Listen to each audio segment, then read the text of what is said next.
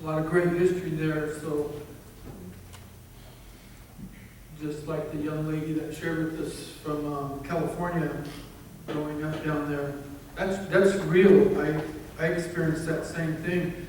My uncles and my aunt were relocated to Los Angeles, and we moved to a little Indian district called Bell Gardens. Bell Gardens was right next to Watts, and I was there when they had the Watts riot. Talk about silly, crazy times. That was a very part of history that my uncle's very dark, his skin tone. And I believe the only reason we were able to get through some of that time and through that area was they probably thought he was African American. Because they were really turmoil, there was lots of turmoil. And read a lot of things about that time and that era, and I probably could make my own poems from that time to think about it. So thanks for sharing that. So the young fellow from Seattle, you got another word for us?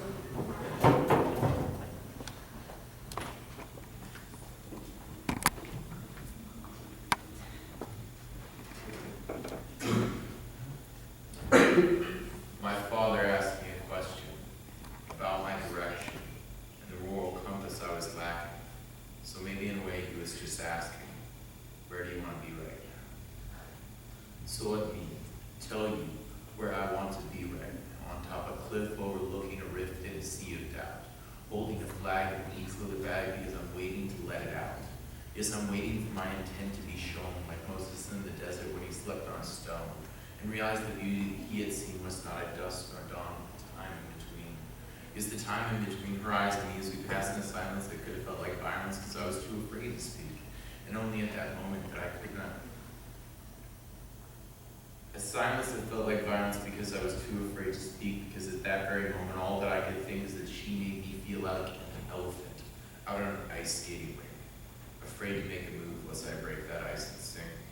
And some people say that this love is a guilty sensation you can only know once with a person with extra special relation. But these kind of people who have never seen the kind of steeple like the one you see late at night as two kids sit on church steps. The spark of light in the image was PC. Because she was all that I needed in the life. And it would have been a perfect scene if we'd been smoking tobacco that time. And some people say that ignorance is a blessing. Well, I say that's just vain. It's like loving the world because you've accepted it. It's insane. It's like wearing shorts just to stop the rain, which is exactly why we're suffering, exactly why we're in pain. But if this is how you see it, let me tell you what I've finally grown to see, the beauty and peace that they flow in a breeze, and stop for a second just to breathe words of wisdom that sound like these. So close your eyes so you can see beyond our city's divides of channeling from concrete. Make a perfect sound as you walk on the streets.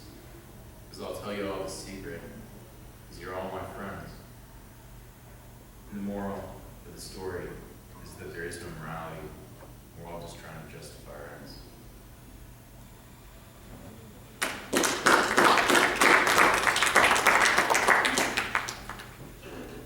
All right. Thank you for that again. It's, I admire anybody that can free flow like that. There's a lot of dedication to that art, so just got a new appreciation for that young man. So you see me out on the street trying that, clap or something so I won't feel goofy doing it. I hate you. Well, we come to the part of the night where they don't get enough. They don't get enough. The young folks that started this here, I don't think they get enough support that they are due them. So I want you to try something. Use the social media that's available to us. Tell somebody about this event. Share it. Invite. And encourage other young people to come out and visit this area. Specifically, they said it's the last Thursday of the month. They're going to keep it going. And I think to their testament, they would love to see a full auditorium of nothing but young people getting charged and energized with the message of hope and inspiration and something that's worthwhile and worthy, and something that they've learned to share their talents and to grow up knowing that they have a purpose and they have a meaning. Just as you're hearing the stories about their ancestors and your loved ones, Aaron's mother and the other people in his life, just as you heard the young lady sharing with you, how come you don't sing with a band yet? You have a wonderful voice, by the way. You want to cut a single with us sometime? We don't have a female singer, but you know, I like to encourage that talent. I have a granddaughter, she's 22, and I got her a guitar a few years back.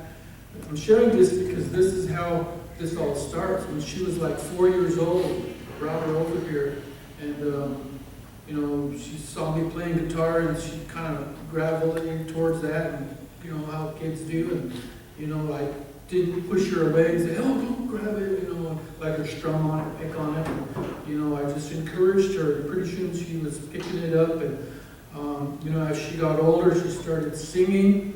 She has a lovely voice, by the way, and it just blesses my heart. I see her once in a while posting things on Facebook, and made a CD already, and you know, such talent. And I always think back to that time when I just tried to encourage her and tell her grandparents on that side where she was raised, you know, encourage that, support it, because you never know where it's going to take her and what it's going to do in her life.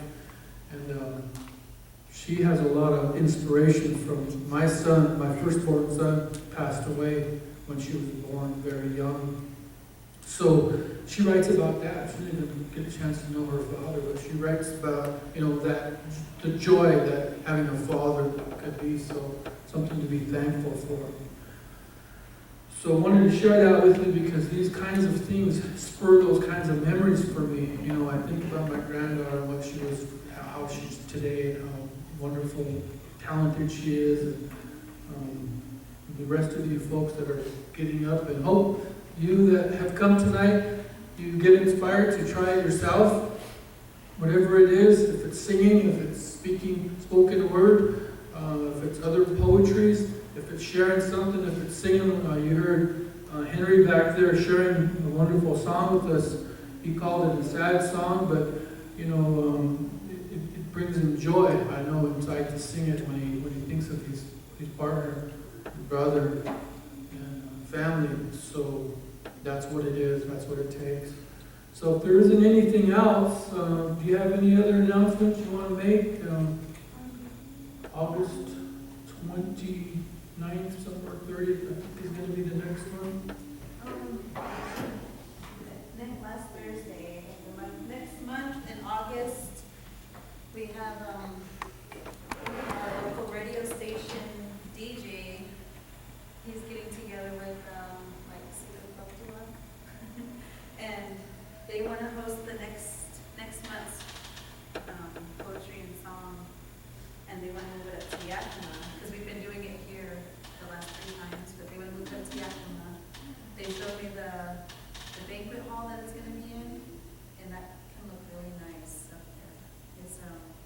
It's pretty much it's a big building too, but the stage is all black, and that, to me that just speaks something to me. And they want to help and host the next one. So if anybody's around the last Thursday of next month, right after this, we're probably going to get back into planning next. We were going to make it a 1-year thing at the beginning. It was going to be once a year during National Poetry Month, which is April, that's when we started. Now it's going to be August, and we're going to be doing our fourth one in the same year. But I do have some journals up here. If anybody has been inspired to write something, please take a journal. There's some right there, and then there's some full string bags from one of our Yakama programs. There's a pen, and it's blank journal. It needs to be filled up. But if anybody wants any of these, I'll just leave them up here and just take them. Because these are from the last one too, that I shouldn't have leftovers. And then there's still stuff here if you guys want to take anything.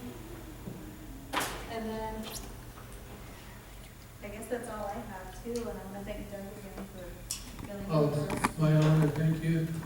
Did, on your signage sheet, would it be beneficial to pass it around so other folks that didn't maybe participate with signs so that get an idea of how many folks were here? Yeah, can If you everybody don't sign mind. it